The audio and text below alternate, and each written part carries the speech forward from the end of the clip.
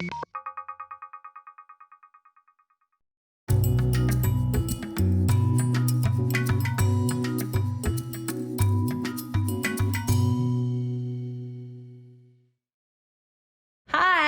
I'm Shelli Kurth, and I'm here with my colleague, Dr. Nicole Assisi. Today, we're going to talk to you about how to stay sane in these times of unprecedented parenting.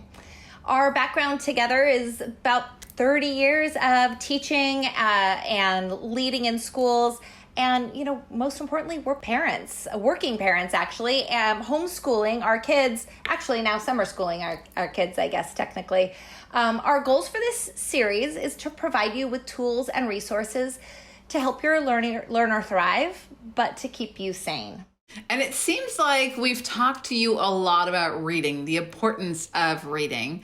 But in looking back at the series, we realized we didn't give you a whole lot of specifics on how to support your kiddo with reading. And so this series is all about the importance of reading and what to do before, during, and after reading. Now, in case we haven't said it enough, reading is incredibly important. It is one of the biggest success indicators for college success.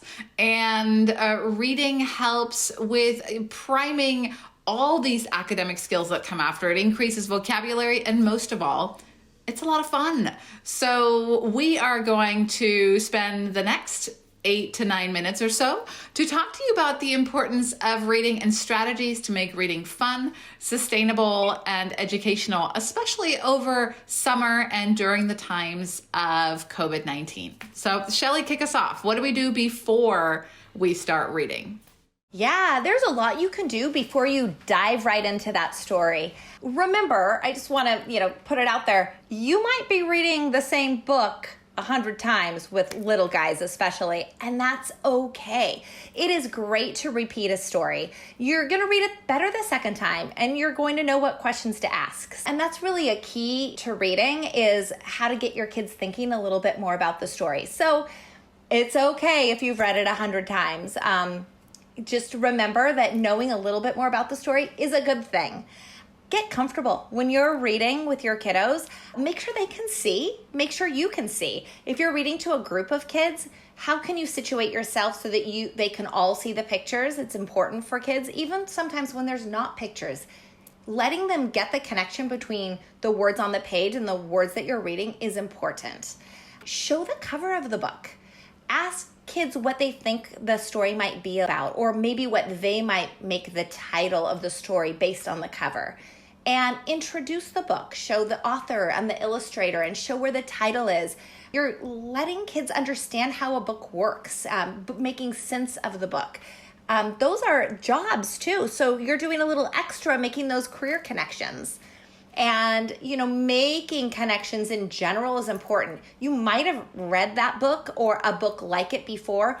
Remind your kiddo, or maybe something by the same author. You might remind them, hey, we've read a book by the same author. What do you think? Do you think it's going to be the same, or is it going to be different? Do you remember what we liked about that story that we read before? Letting them call on the memory, their past knowledge, to connect it to the present day and the experience they're about to have.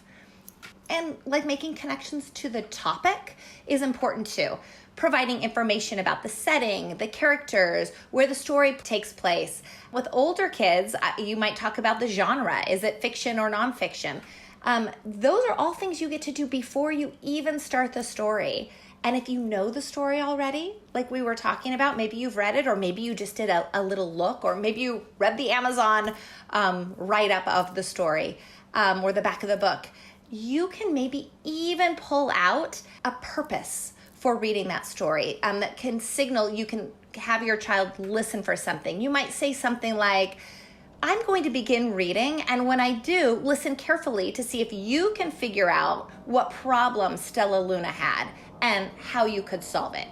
You can dig into a purpose to get them really thinking as you're reading the book and pulling out the finer details. Adjusting that pace, adjusting your voice, knowing the story and knowing how you can take that before you even start reading is a great place to begin. And remembering to call attention to the fact that you're reading, that the words are the things that you're reading, is really important too.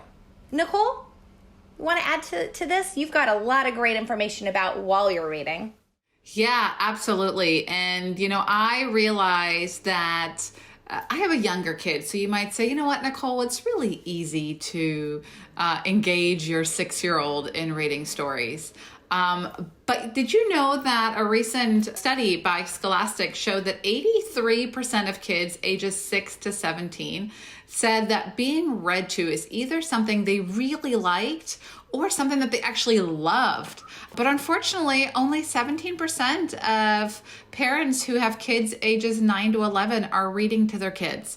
So your kid loves spending time with you and hearing from you, even if they don't always show it. So I want to talk to you about 5 things that you can do while you're reading out loud to your child that will help you engage them and will help create deeper meaning. So those 5 things are vocabulary, predictions, meaning, art, and recap. So here's what I mean by those 5 things. As you're reading, think about pausing to clarify vocabulary. There might be a word that you hadn't come across before. For my son the other day, it was the word parched. There was a character who was feeling parched, and we talked about that what that word meant, and that it could mean that something is really dry or dried out, but it can also mean that you're thirsty. Use reading as an opportunity to expand on vocabulary and let your kid guess what the word might mean based on context clues. The next thing to think about and pause for is predictions. So pause and make predictions. Ask your kids questions like, what do you think is going to happen next? If it's a story, like Shelli said, that you've read many, many times, that might not be a fair question to ask or a very deep question. But asking your child at a pivotal point in a story of what happens next really helps them make those connections in their brain and activates prior knowledge. Another reason to pause in the story might be to create deeper meaning. So maybe it's a pivotal moment in the story and a character has made a big decision to maybe move somewhere or to have a courageous conversation with their friend. Take that opportunity to say, why do you think the character is doing this? What do you think is going on for them? And, what must be going through their mind? Helping them tap into their own empathy and activate all those social emotional learning skills that we've talked about in previous series. With my younger guy, a lot of our books still have pictures.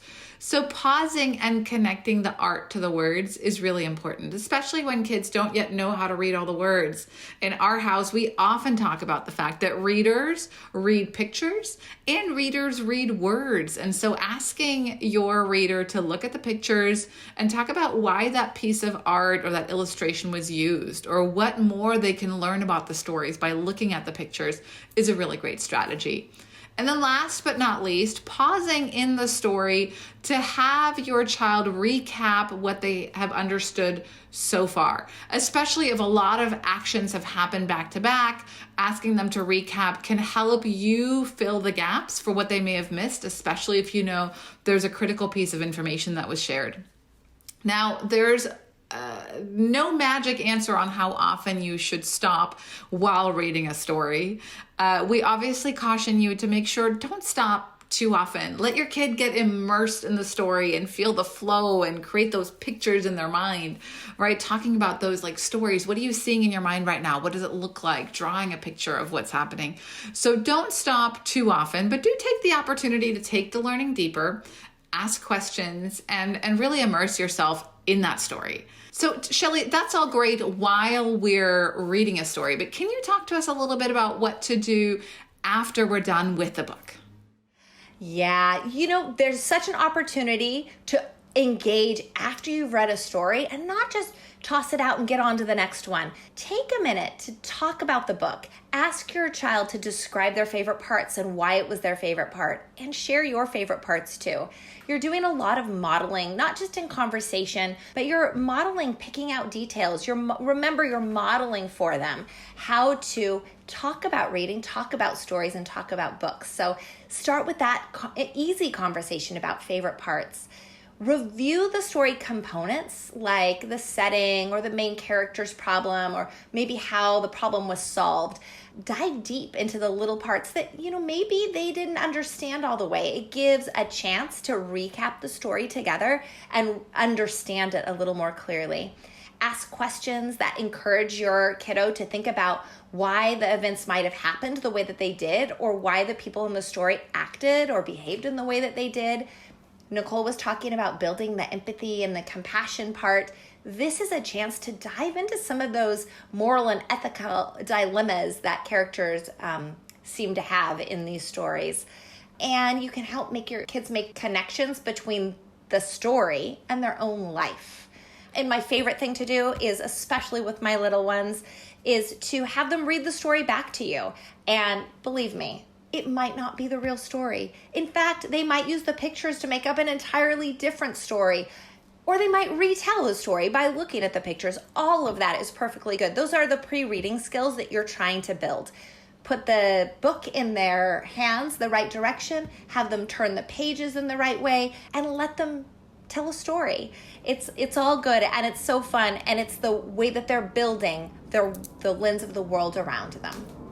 So most of all, remember to have fun. Remember that just because your child can read independently doesn't mean that it has to be just an independent activity. Reading together builds connection, it builds community, it exposes your kids to different genres and different opportunities to engage with not just television and audio, but to really listen, create pictures in your mind, and make meaning and do something fun together. So if time is an issue, there are a lot of great books that are called 5-minute stories, and they are from everything about superheroes to Star Wars. We love 5-minute stories because I know that when I'm in between work calls or as I'm going to something different, I can always fit in a 5-minute story. So just another tip as you're engaging with your child in reading, but have fun, create memories, and most of all, stay sane and be safe. Until next time, have a good one. Bye.